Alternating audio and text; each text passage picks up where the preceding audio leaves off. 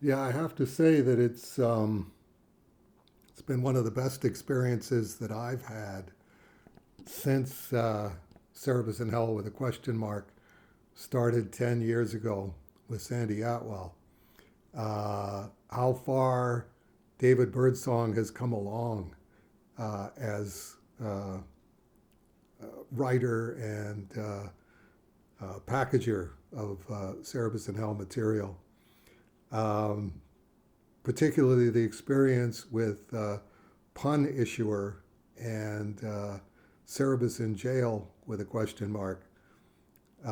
In both cases, it was it's a birdsong book. It's a little different from what I would do, but I would it would seem very odd to in quotation marks correct uh, this material. It's just put it out there. It's fine as it is, and I have great confidence in David in that sense. It's one of those things that really comes from just the experience of doing Cerebus in Hell on an ongoing basis. That you get attuned to it, and Birdsong has been there at the helm for years. So he's definitely reaping the benefits of that in terms of the more you do Cerebus in Hell, the better you get at it. Um, as to combining humor with Dore's terrifying imagery, um, that was always pretty easy for me because I just found Dore's imagery really bizarre, just as I find Dante's Inferno really bizarre compared to what we know about hell from Scripture. In my case, both from the Bible and from the Quran. And it's like, what are you people talking about? So it was really just a matter of extending that quite a bit and, and playing with that in terms of saying, well, it's not, it is hell with a question mark, but it's hell with a question mark directed at Dante and hell with a question mark directed at Dore, um, both genius writers, and just saying, okay, my argument is we're turning our modern world into hell. And that's one of those things that we didn't know until the late 20th century, suspect until the late 20th century, and now starting to really know in the early 21st century that you can you can aspire to have heaven on earth, but the odds are pretty good that you're going to have hell on earth because you're making these really bad decisions, having turned your back on God. My phrase of we don't need God, we have pop-up toasters. If you have pop-up toasters, what could you possibly need God for? And I see that as part of God's commedia. Well, you just keep going that way and let me know when you've had enough. And that's why I get a lot of my humor from from the Toronto Star uh, when I'm writing strips for Cerebus in Hell now, and then I just write them out on Post-it notes and get Rolly to scan them and email them to Birdsong. And it's usually the Toronto Star, which is way out on the left wing, but considers itself centrist. And I'll be sitting there reading an article and going, "Oh, you couldn't make that up." And it's like literally just take the two sentences right out of the Toronto Star article, put them in a word balloon for Dante, and have Virgil respond to it. And most of the Cerebus and Hell strips that I do now are Dante and Virgil for that reason. But and just while we're on the subject, let me encourage anybody, if you come up with a joke for Cerebus and Hell with a question mark, just one strip. It doesn't have to be a whole book, and it doesn't have to be a series of strips where you just think, well, that would be pretty funny. Use any of the Cerebus and Hell characters, and just email it to Birdsong, care of Matt Dow, and just say this was a Cerebus and Hell strip that I thought of off the top of my head. As I said to Benjamin Hobbs years ago, funny drives the bus with Cerebus and Hell with a question mark. And if you come up with a Cerebus and Hell strip and you send it to Birdsong and it makes them laugh out loud, oh, there you go. How are you going to argue with that? Laugh out loud is what the game is all about. So glad that you like Cerebus and Hell with a question mark that much. Most people in the comic book field are terrified to even admit that they've read Cerebus and Hell, let alone that they've read it and actually laughed at something in there.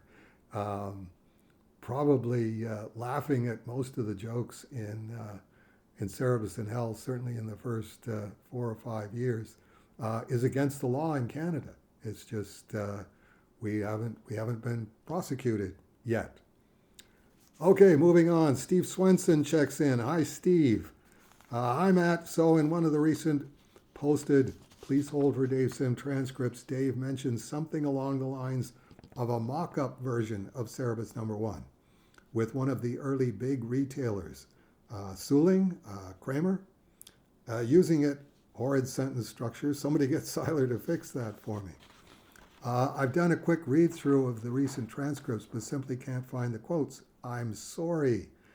So for Dave, was there some sort of ashcan or mock-up version of #1 that was sent to retailers? If so, do you remember how many were produced, and is there an example in the archives? Thanks as always to Dave and Matt. Steve Swenson. Matt says, I believe it was Phil Suling. And what was the pitch for Cerebus #1, and do you have copies of it, or has that gone the way of all pitches from 48 and a half years ago? I read the question and I'm going, what is the answer to that? Like in the case of Harry Kremer at Now and Then Books, it would have been just a matter of saying, Harry, I want to drop by the store around closing time. I'm doing a comic book and I want to show it to you and find out how many copies you want to order. And he ended up ordering 500. Big Rapids distribution, my inclination, and this isn't a memory, this is an inclination, is to say, I think that probably had happened at a Toronto Comic Con.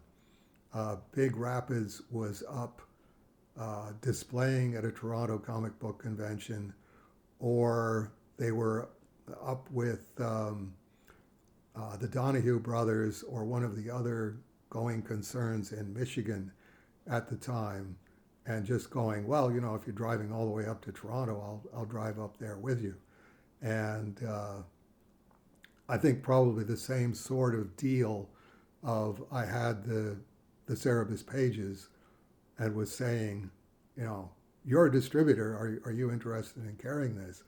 And my inclination is to think that I showed it to Jim Friel, or I showed it to somebody who was working for Jim Friel at Big Rapids Distribution, and they said, yeah, this is really good. What's it going to cost? It's going to be $1 for the 22 pages, color cover, and they went, yeah, we'll take 500. when it comes to the question of Suling, what did Suling see?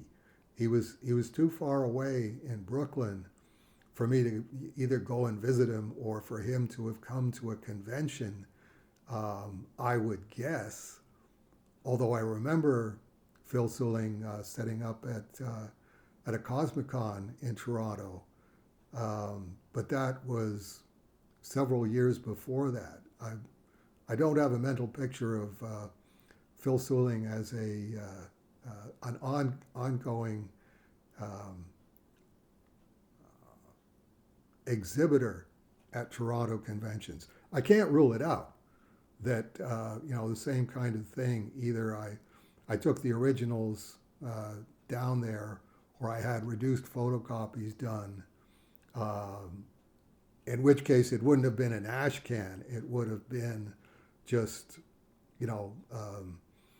go to Quick Copy and get them to photocopy and reduce the 22 pages plus the cover, and just staple those together. I didn't.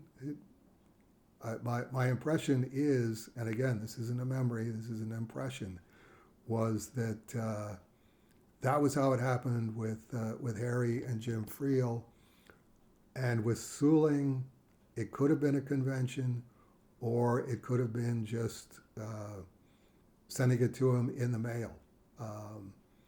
That's my impression from the conversation on the phone, where he called while I was sorting through the Cerebus number ones. And he had gotten something in the mail and had looked at it and went, yeah, I want, at this discount, I want 1,000 of these. It was a very, very short conversation, but it was, yeah, from what I'm looking at, I will take a chance on these books. No, there's nothing in the Cerebus archive in that sense. I wouldn't have produced any more than I absolutely needed to. We were dirt poor at the time, so it would have been a major buy to get photocopies done of the first issue and send them to someone, and it would have to have a high chance of success, which by 1977 everybody knew the name Phil Suling and knew Seagate distributors, and particularly knew the New York Comic Con. That's what Phil Suling was associated with. And that, yeah, if somebody is going to buy your comic book in 1977, it's probably going to be Phil Suling. And if he doesn't buy it, you're going to have a much higher hill to climb. So there you go, Steve. Those are the impressions that I have. I wish I had a definitive answer for you, but that's one of those things that again, I hadn't even thought of that. How did these guys see Cerebus number one and go, yeah, I'll take some of those.